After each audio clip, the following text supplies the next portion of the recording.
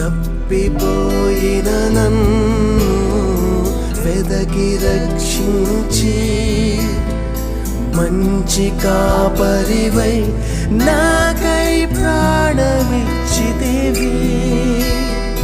తప్పిపోయిన నన్ను వెదకి రక్షించి మంచి కాపరివై నా